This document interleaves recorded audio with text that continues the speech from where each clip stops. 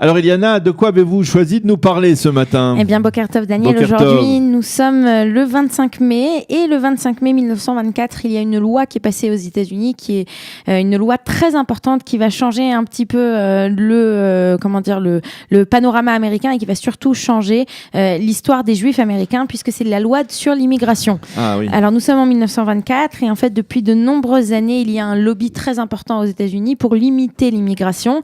Limiter l'immigration non pas des personnes qu'on appelle des WASP, des White Anglo-Saxon Protestants, Yes. c'est-à-dire des Anglais ou des Irlandais, mais plutôt empêcher ce que les populations juives, italiennes ou bien russes viennent s'installer aux États-Unis.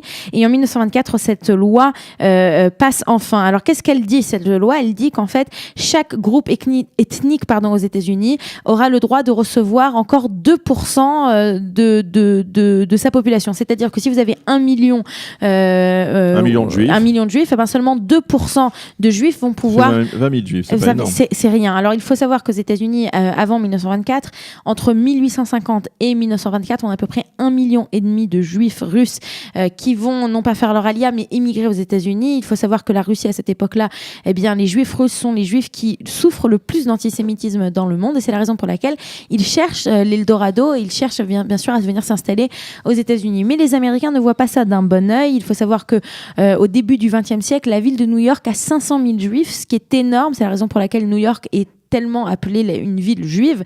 Les juifs vont véritablement culturellement influencer la vie américaine et la vie new-yorkaise, et c'est la raison pour laquelle on a une pression de plus en plus importante pour limiter l'immigration juive. Et donc en 1924, après, on a tout d'abord en 1903, on a de nombreuses lois qui sont passées pour limiter l'immigration.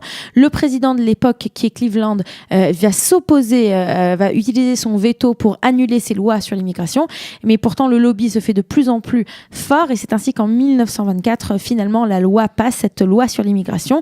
Cette loi sur l'immigration, donc, qui va limiter la venue juive, va entraîner deux choses. La première chose qu'elle va entraîner, c'est qu'une grande partie de cette population juive va se tourner vers Israël. On est autour de la troisième alia, et c'est la raison pour laquelle la troisième alia va être aussi importante.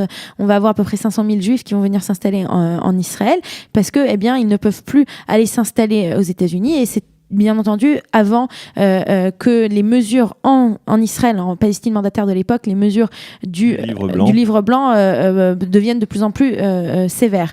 Donc ça, c'est la première chose. Et la seconde chose qu'il faut dire, c'est que la mise en œuvre de cette loi va entraîner une baisse de l'immigration juive aux États-Unis, et va entraîner bien entendu des pertes beaucoup plus importantes au moment de la Seconde Guerre mondiale. Il faut dire que si les États-Unis avaient gardé leurs portes ouvertes, et au départ, les États-Unis se définissent comme une nation qui ouvre ses portes. C'est la raison pour laquelle on a la Statue de la Liberté avec son poème qui dit « Venez à moi, peuple meurtri, venez, je vous ouvre mes portes » aux États-Unis.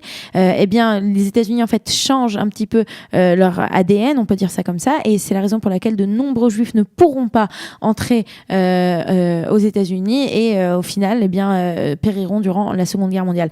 Donc, c'est une loi qui est très, très importante, qui ne va être changée qu'en 1965, où on aura un changement. Alors, il faut dire qu'après la Seconde Guerre mondiale, on va bien entendu faciliter la venue des réfugiés juifs aux États-Unis, mais ce n'est qu'en 1965 qu'on aura véritablement un changement de cette loi, et on permettra à ce moment-là, on réouvrira quelque part les portes de l'immigration américaine. Eh bien, merci beaucoup, Eliana, de nous avoir parlé de cette loi importante de restriction de l'immigration aux États-Unis au début du XXe siècle. Immigration Act 1924. Voilà, merci beaucoup, et nous allons marquer une pause et on se retrouve dans quelques instants. Vous aimez l'histoire juive ?